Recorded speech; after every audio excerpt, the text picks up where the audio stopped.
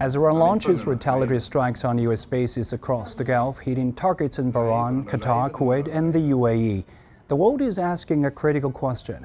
Why now, and why did the Trump administration, which came to office promising to end wars, pivot to this high-stakes gamble? And what does this mean for a region already teetering on the edge? To understand the why, we have to look at the paradox of the negotiation table. Just 2 days before the strikes, American and Iranian officials were engaged in the most intensive round of nuclear negotiations yet in Geneva. And Omani mediators outlined what was described as a genuine breakthrough, with Iran agreeing never to stockpile enriched uranium. Omani Foreign Minister Badr al-Abbasadi even declared that a peace deal is within our reach. A peace deal? Yes, is within our reach if we just allow diplomacy the space it needs to get there. Yet Washington struck anyway.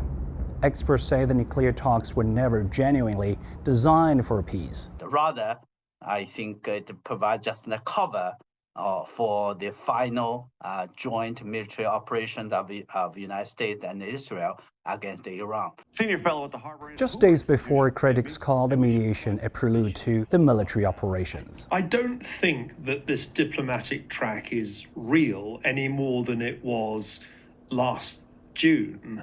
I think it's part of President Trump's style of negotiation. My sense is that what we're seeing at the moment, the negotiations that have been going on for some time, are really the prelude to US strikes on Iran. After the collapse of the sixth round of nuclear talks last June, the 12-day war stands as a pivotal moment when diplomacy failed and military confrontation became the chosen path, including Israeli strikes on Iranian nuclear facilities, Iran's retaliatory missiles barrages, and U.S. military intervention. Israelis were interested in regime change, and they pursued a decapitation strategy early on in the war. They tried to destroy the leadership of Iran in the hopes that you'd have a revolution, you'd have a new regime. They failed on that count. 8 months later, the decision to attack Iran, according to the Washington Post, came after weeks of intense diplomatic pressure from both Saudi Arabia and Israel, who warned that American hesitation might give Tehran time to consolidate its regional influence. The CIA and Mossad think that by killing the leader and a few other leaders, they will be able to bring about a docile regime. This is their idea of foreign policy, which is assassinations to try to take control of another government. I am very skeptical. Durable security in the Middle East now hangs in the balance, with military adventurism shunning political dialogue. And the consequences are already visible.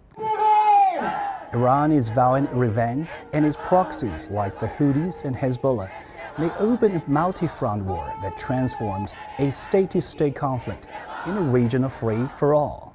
My observation in this regard is that unless the Iranian regime collapsed and a regime change took place, and unless Iran's capacity to retaliate has been undermined, it's likely that the upcoming month will see retaliatory responses of various forms. Amidst this escalation, Beijing voiced firm opposition to the attacks on Iran, calling it a grave violation of Iran's sovereignty and security, as well as the UN Charter. We urge all parties to cease military operations and prevent the further spread of this war. History is a harsh judge as missiles fly over the Gulf and world leaders urge de-escalation. One has to ask, is this the beginning of the end for the Iranian regime, or is it the beginning of a much darker, uncontrollable chapter for the entire Middle East? The coming days will tell, but the cost in blood and geopolitical stability is already mounting.